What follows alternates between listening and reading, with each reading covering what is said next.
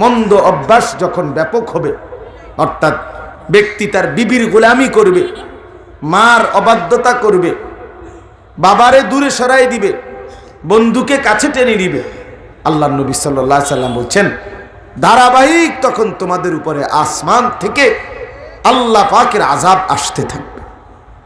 ফারতাকিবু ইনদা যালিকা রিহান হামরা ওয়া জালজালাতান ওয়া খাসফান ওয়া মাসখান ওয়া কাদফান ওয়া আয়াতিন তাতাবাউ কানিজামিন কুতিআ সিলকু। এটা হলো হাদিসের শেষ অংশ।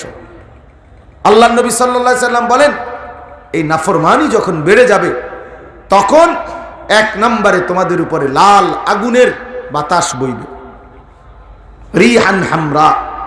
2 জালজালাতান, জমিনে ভূমিকম্প বেড়ে যাবে। 3 ওয়া খাসফান, ভূমি ধসে যাবে, মাটি ধসে যাবে, ঘর বাড়ি ভবন এরকম বহু স্থাপনা ধসে যাবে। 4 নম্বর মাসখান, চেহারা বিকৃতি হয়ে যাবে, ইনসানের চেহারা সৌন্দর্যতা থাকবে না, চেহারা বিকৃতি হবে। ওয়াকাসফান, 5 নম্বর হলো পাথরের বৃষ্টি বর্ষণ হবে, পাথরের বৃষ্টি বর্ষিত হবে।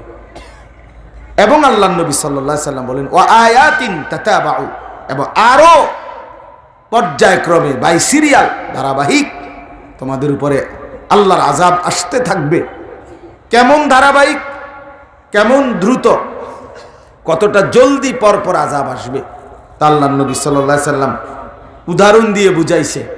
এই যে মনে করেন এই 100 দানার এই তসবিহ যদি এখন এখানে ব্লেড দিয়ে ছুরি দিয়ে কাটে ফেলে, পোঁচ দেয়, কাটে, ছিঁড়ে ফেলে, রশিটা কাইটা ফেলে, তো 100 দানা জমিনে পড়তে কয় মিনিট লাগবে?